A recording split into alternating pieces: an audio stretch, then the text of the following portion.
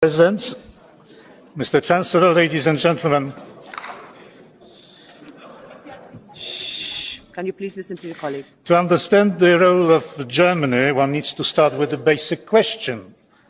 What sort of political system is the European Union? And I submit it is a combination of an oligarchy and a tyranny of the majority. The Parliament functions, of course, as the tyranny of the majority, and the Commission is a typically oligarchic institution, unelected, with limited democratic legitimacy, and having an unquestionable lust for power.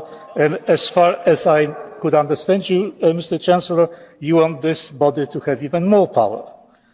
But the pillars of European oligarchy are the big guys among the member states. And the biggest is, of course, Germany.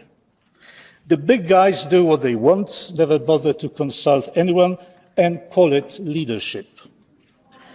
And with the voting system in the Council securing their interest, there is little chance they could be outvoted. Of many sins that the German governments have committed, let me mention two. The migration crisis, when Germany single-handedly opened the EU borders, and recently the energy and security crisis, which resulted from its having a long and murky tradition political romance with Russia. Today, the German politicians beat their breasts and promise to be good boys in the future. Well, the problem with the big guys is they can promise anything, and repentance as easy for them as it is inconsequential. When I heard that the best option would be the gradual abolition of the veto and the abolition of the veto in foreign policy, I simply cannot believe my ears. The Russian policy was the most spectacular disaster of the EU's big guys. And those who are most responsible for this want to have more power in foreign policy.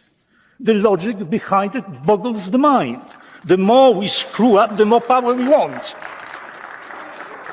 The logic would be the reverse. Because you screw up so much, you should be kept in check for as long as possible. Chancellor Scholz, I do not have any illusions about Germany mending its ways. You are too big, you are too hubristic. Especially lately, I read your statement, and I heard something like this today also, about Germany taking responsibility for the EU, just a matter of interest. If you could satisfy my intellectual curiosity, where can one read about German responsibility for the EU in the treaties?